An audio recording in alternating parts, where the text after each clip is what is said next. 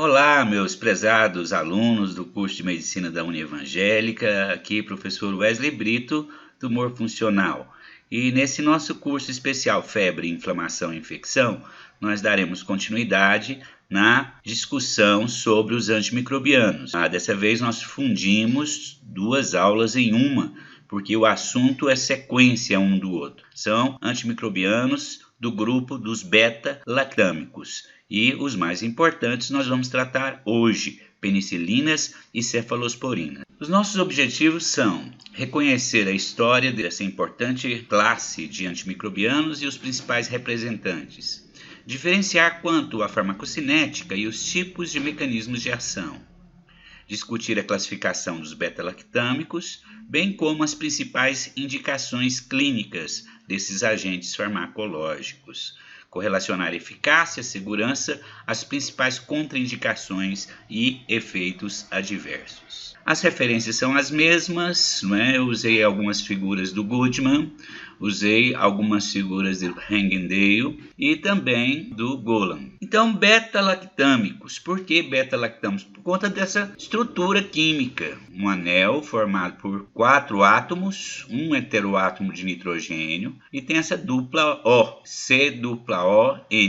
Isso aqui é um anel beta-lactâmico, comum às penicilinas, às cefalosporinas. Para a gente entender as diferenças farmacocinéticas de absorção, de biodisponibilidade, de meia-vida, de excreção e também as propriedades farmacodinâmicas, sobretudo o espectro de ação, são exatamente esses radicais que nós observamos que podem ser o quê? Substituídos para dar origem então a uma família muito grande de dezenas de penicilinas e dezenas de cefalosporinas que tem como diferença principal exatamente essas diferenças farmacocinéticas e farmacodinâmicas. Então é necessário que o clínico, conhecendo-as, possa selecionar o melhor antibiótico para o tratamento daquela infecção específica naquele paciente específico. O conhecimento sobre os antimicrobianos é relativamente recente na história da humanidade. Na segunda metade do século XIX, Joubert e Pasteur fizeram experimentos que colocavam o antrax em urina estéril e o antrax crescia, mas qualquer outra bactéria, quando co-cultivada, inibia o crescimento do antrax. Então eles imaginaram que as outras bactérias sintetizavam substâncias capazes de eliminarem ou inibir o crescimento do antrax. Então surge essa ideia. Em 1928, o Alexander Fleming descobre a penicilina.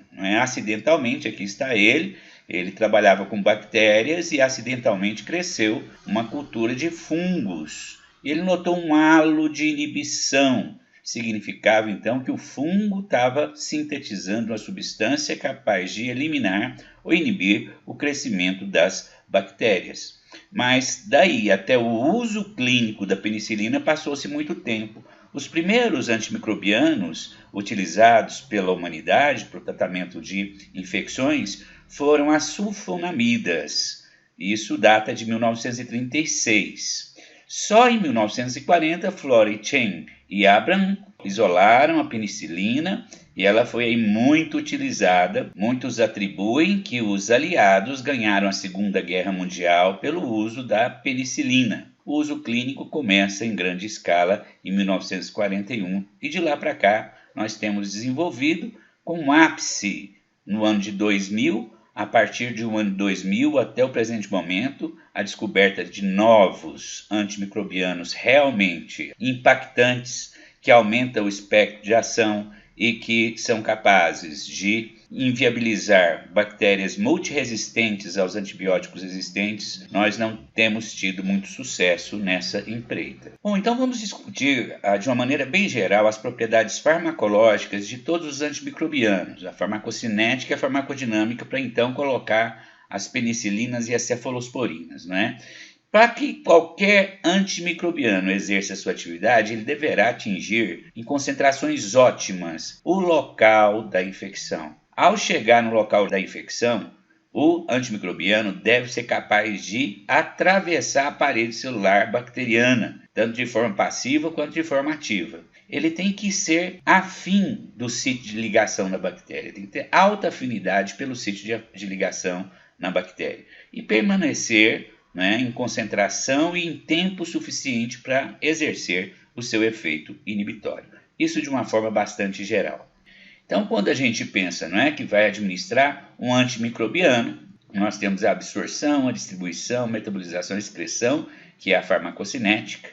Experimentos in vitro e in vivo são realizados. Então, concentração no local da infecção. É importante que essa concentração seja igual ou superior à concentração mínima que inibe o crescimento do micro-organismo.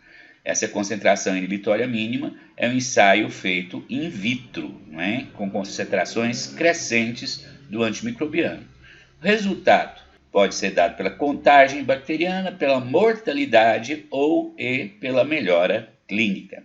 Nós temos que a farmacodinâmica pode ser do tipo eliminação tempo dependente, concentração dependente e efeito pós-antibiótico. Todos esses fatores, então, estão relacionados e se aplicam a todos os antimicrobianos. Um outro conceito importante é discutir o espectro de ação. Aqui nessa figura de um livro de microbiologia, nós vemos que a maior parte das bactérias podem ser classificadas em micobactérias, bactérias gram-negativas, sobretudo cocos e bacilos gram-negativos, bactérias gram-positivas, cocos e bacilos gram-positivos, e bactérias imperfeitas, que são intracelulares, as clamídias e as rickétsias. Então, quando a gente vê o espectro de ação, vejo que as penicilinas, né, dependendo do tipo da penicilina, elas são bem ativas, quase todas elas, contra bactérias gram-positivas. Algumas pegam algumas clamídias e algumas pegam algumas bactérias gram-negativas. Né? Já as sulfas e as cefalosporinas já têm um espectro mais desviado à esquerda. Elas pegam tanto algumas bactérias gram-negativas quanto bactérias gram-positivas. A tobramicina pega um pouco de micobactérias e bactérias gram-negativas, e streptomicina um espectro um pouco maior, sendo eficaz também nesses dois grupos, né, de micro-organismos. A isoniazida, que faz parte do esquema para tratamento de tuberculose hoje, né? Micobactérias, nós vamos lembrar de duas mais importantes.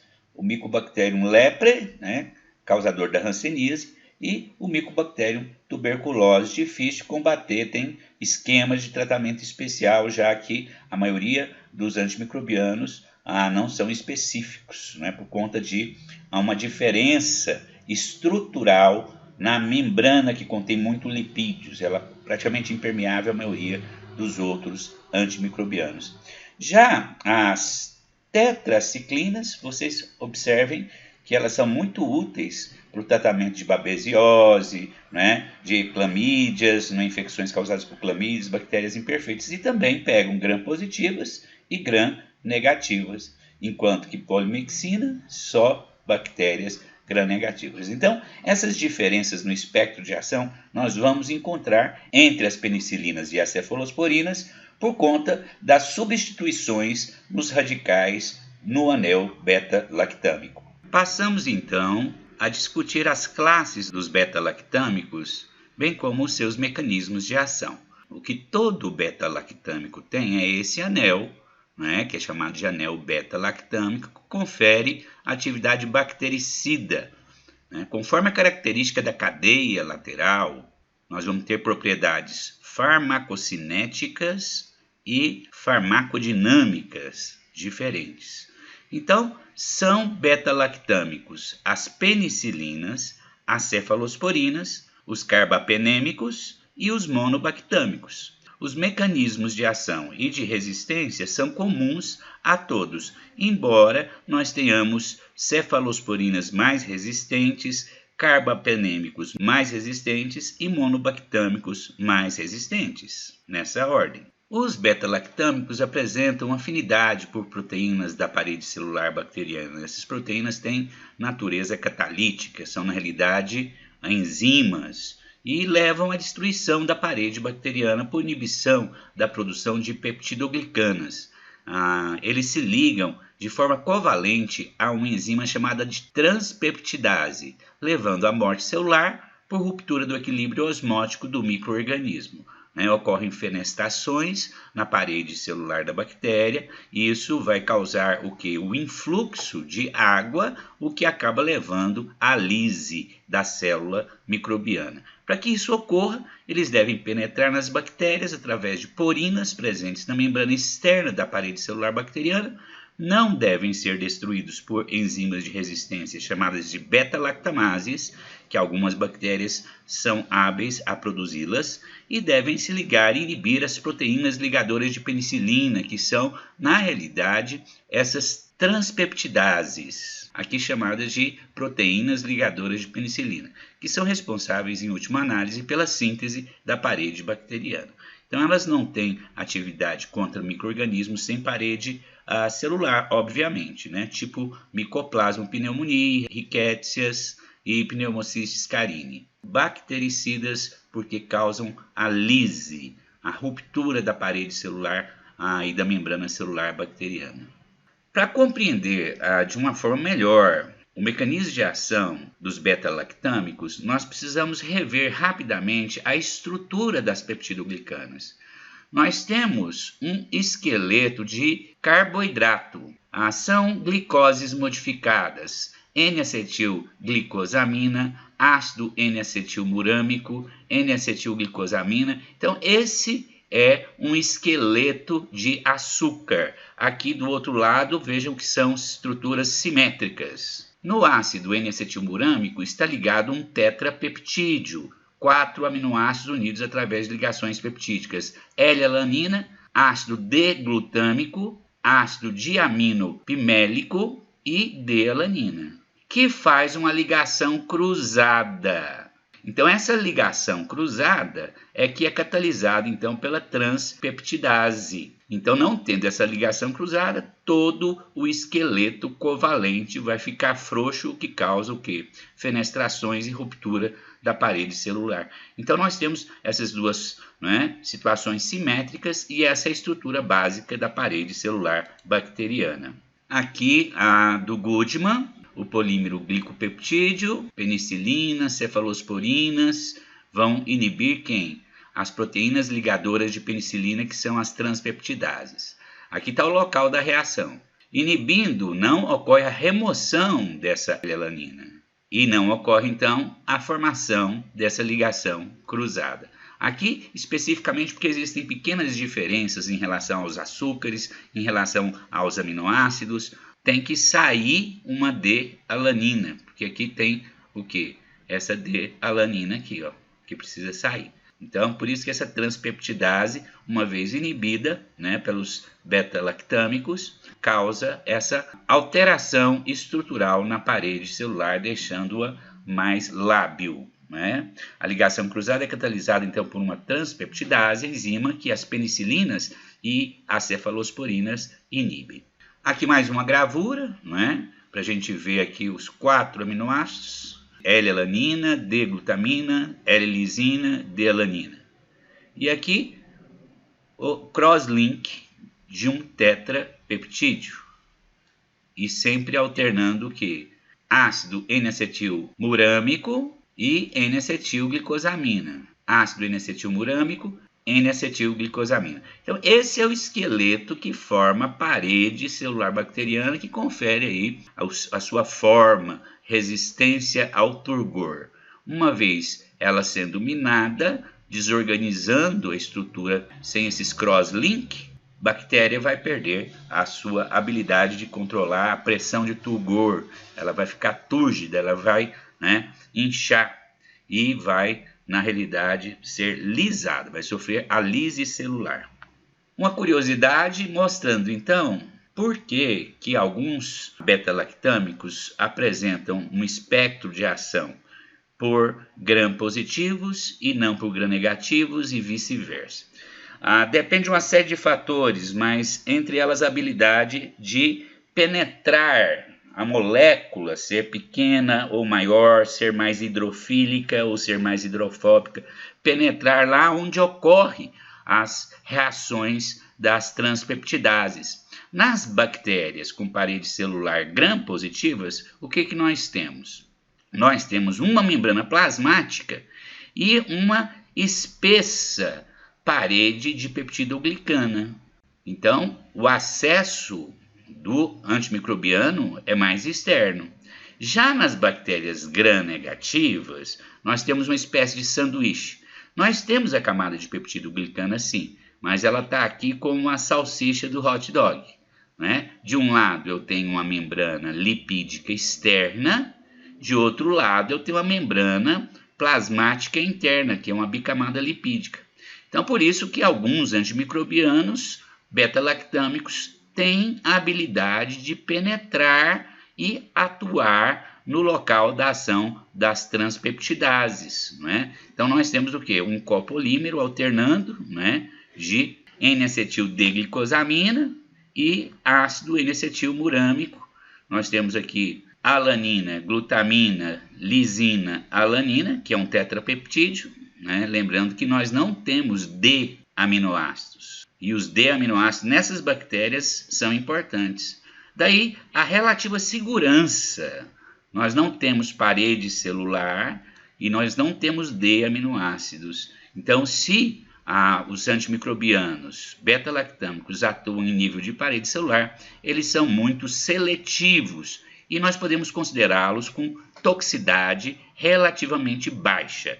Existem efeitos adversos, nós vamos tratar no final, mas esses antimicrobianos muito antigos, eles são bastante específicos, cujo alvo é uma enzima importante na síntese da parede celular bacteriana. Em relação à farmacocinética, essas penicilinas apresentam várias diferenças, né? E essas diferenças definem seu uso clínico. Então, nós temos primeiro as benzilpenicilinas, também chamadas de penicilinas naturais, né? As aminopenicilinas, as penicilinas resistentes às penicilinases e, por fim, as penicilinas de amplo espectro obtidas por associação com inibidores de beta-lactamases. A penicilina G, a tão conhecida bezetacil, que foi adquirida pelo laboratório Eurofarma brasileiro, não é? A benzilpenicilina bezatina, o nome DCB, a denominação comum brasileira, na apresentação de 1.200.000 unidades, não é? Ela é raramente escolhida de primeira escolha, não é? O espectro de ação da penicilina G é muito estrito, mas ela pode ser usada no tratamento de sífilis, leptospirose, infecções estreptocóccicas dos grupos A e B, actinomicose, infecções orais e periodontais, meningite meningocócica, meningococcemia, endocardite por Streptococcus viridans, mionecrose por Clostridium, tétano, antraz e ainda erisipela. Em UTI ela é usada então para infecções graves que são sabidamente susceptíveis, como por exemplo pneumonia, faceite e celulite. Bom, pessoal, eu trouxe aqui alguns quadros ilustrativos, não que vocês precisem de forma alguma memorizar nenhum desses dados.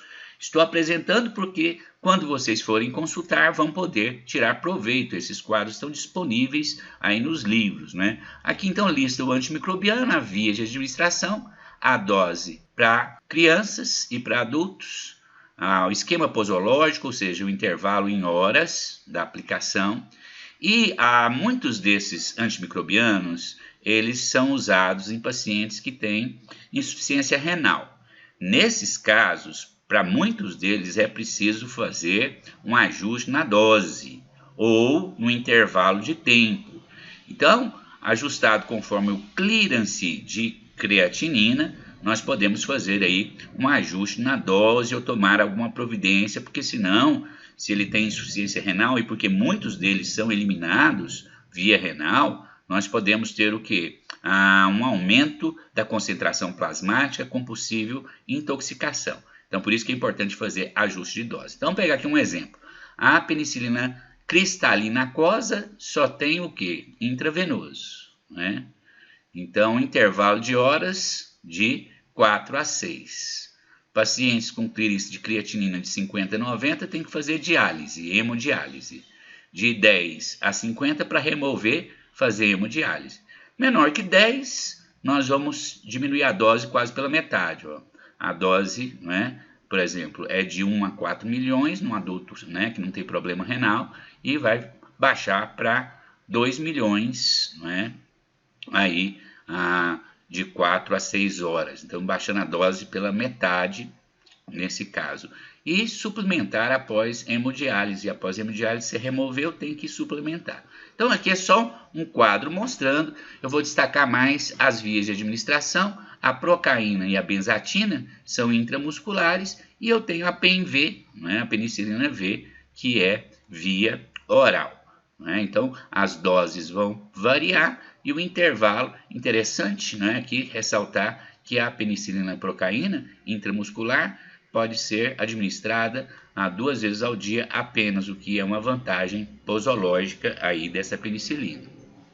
As aminopenicilinas, as importantes para nós, são a ampicilina e a amoxicilina. Ambas têm apresentações para administração por via oral. A amoxicilina, inclusive, existe na forma de suspensão, né, o que torna possível administrar para crianças, para pacientes que não podem degluti-la. Mas a ampicilina também pode ser intravenosa. Né? A dose é parecida, chega aqui a 2, né, gramas, 2 gramas, aqui 1 grama. Né? A que é mais cômoda em questão de posologia é a amoxicilina. Né?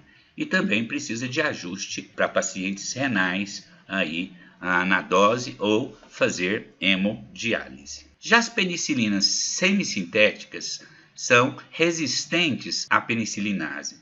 Isso então amplia o seu espectro de ação. No Brasil, o que mais se usa é a oxacilina.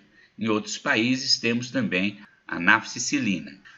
Sofre metabolismo hepático, então não necessitam de ajuste para insuficiência renal e tratamento de infecções disseminadas por estafilococcus.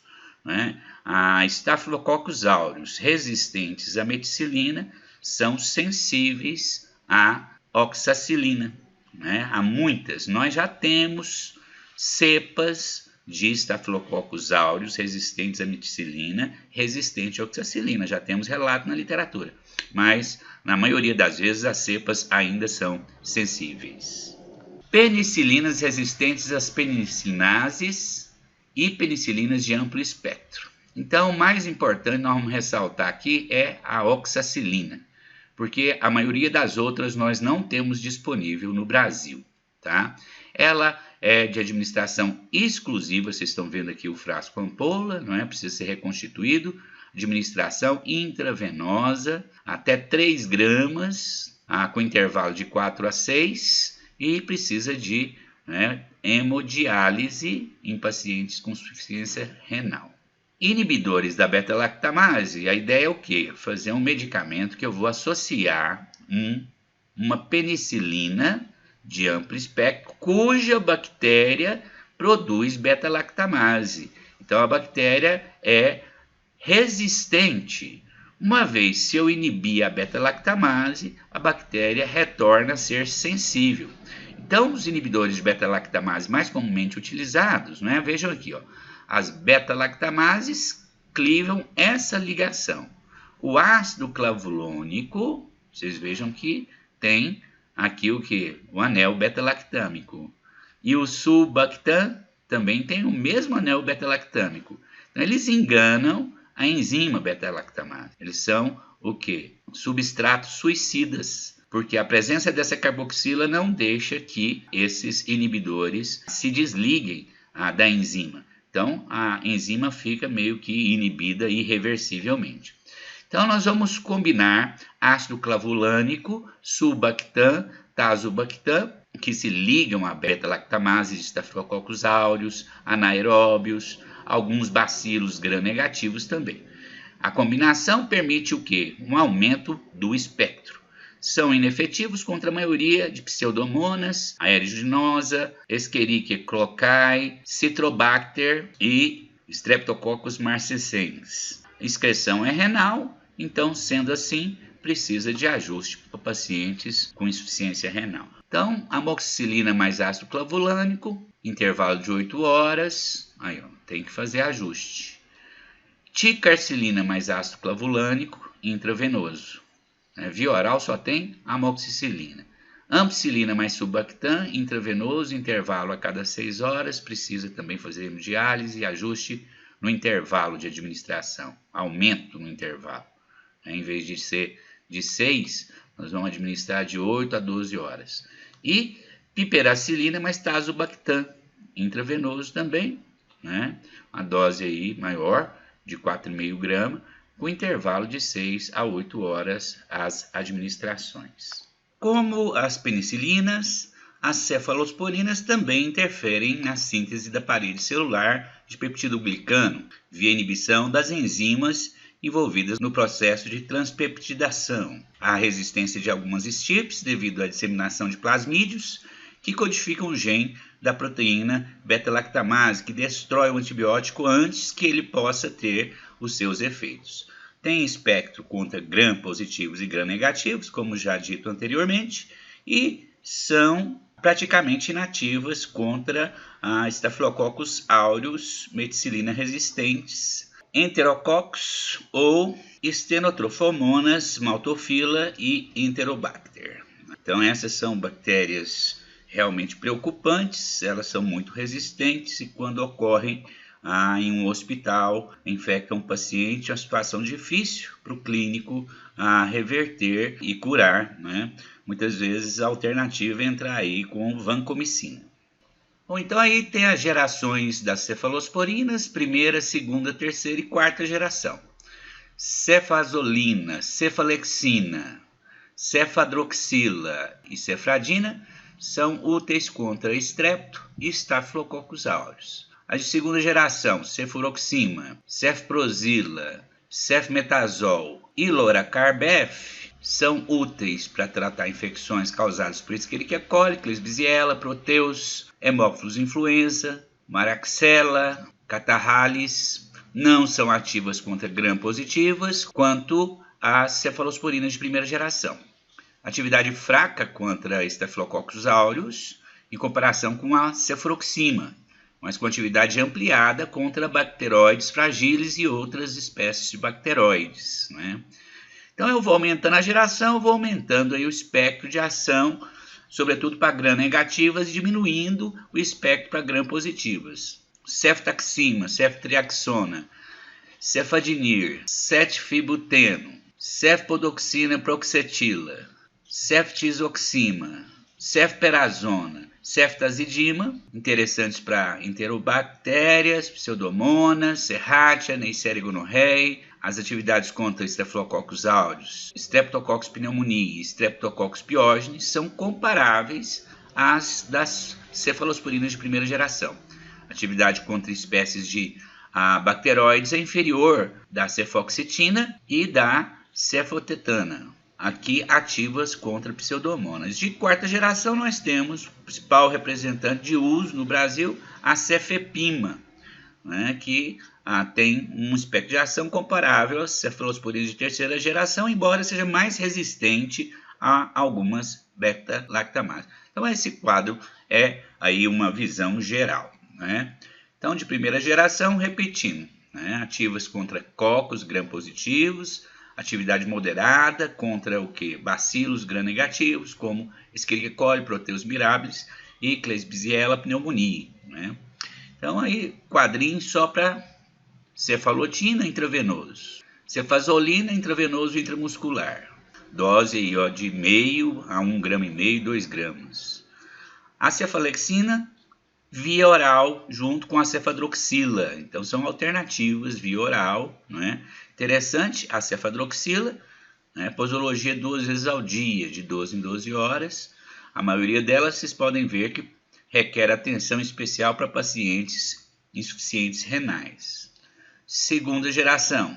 Em relação à primeira, uma maior atividade contra Haemophilus influenzae, Moraxella catarrhalis, Neisseria meningitidis e Neisseria gonorreia, né?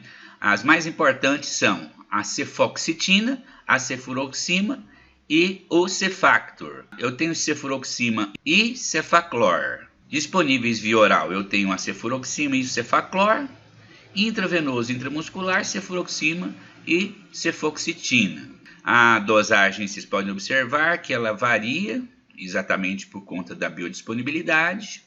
O intervalo interessante de via oral é a cefuroxima e elas necessitam aí de ação especial para pacientes, não é, com insuficiência renal. As de terceira geração são mais potentes contra gram-negativos, bacilos. Tem atividade antimicrobiana superior contra Streptococcus pneumoniae, Streptococcus pyogenes e outros streptococcus. Os mais importantes e usados no Brasil, cefotaxima, ceftriaxona e ceftazidima. Todas elas para administração parenteral apenas, ou intramuscular ou intravenoso. A dose é de 0,5 a 2 gramas. A ceftriaxona é muito interessante porque ela pode ser uma dose por dia. E da mesma forma é necessário cuidado especial para pacientes renais. E de quarta geração a cefepima, que só tem intravenoso, né?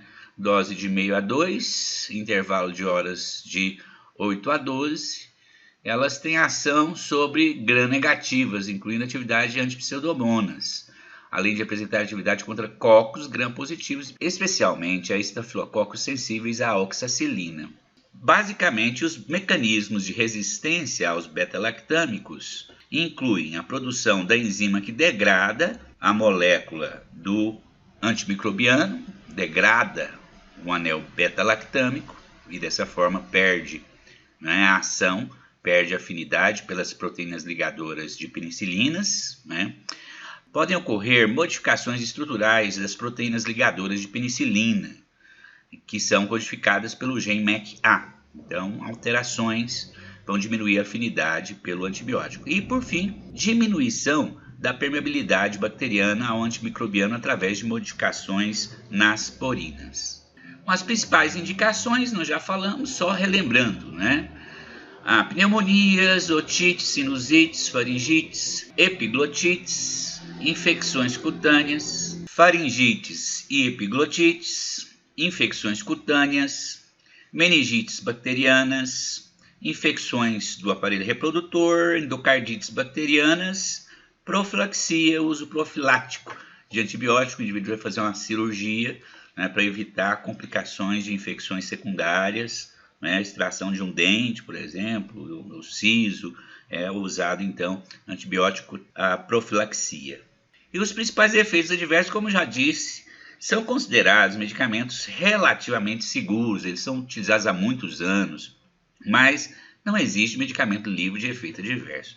O principal problema que ocorre com os beta-lactâmicos é reação de hipersensibilidade, que é muito comum, tá? Mas os outros são passageiros, são bem tolerados. Irritação no local de administração, no caso de parenteral, gastrite, quando por via oral, administração intramuscular pode ser dolorosa, né, incômoda, benzilpenicilina, bezatina, dói pra caramba, vocês sabem disso, quem já tomou benzetacil, podem causar flebites ou tromboflebites, sobretudo a cloxaciclina.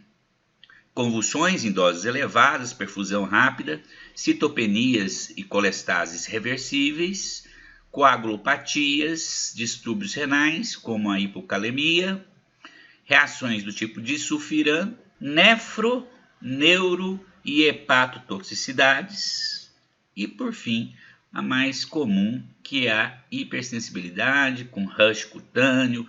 Não é raro os casos, né, mais graves, em que tem que correr para tomar as providências cabíveis, né, de choque anafilático, anafilaxia. Bom, pessoal, estamos chegando ao fim. Esses foram os nossos objetivos. Espero que vocês tenham acompanhado a discussão desse roteiro e tenham atingido os objetivos propostos. Eu agradeço pela atenção. Quaisquer dúvidas, não hesitem em nos contactar. Muito obrigado, um grande abraço, até breve.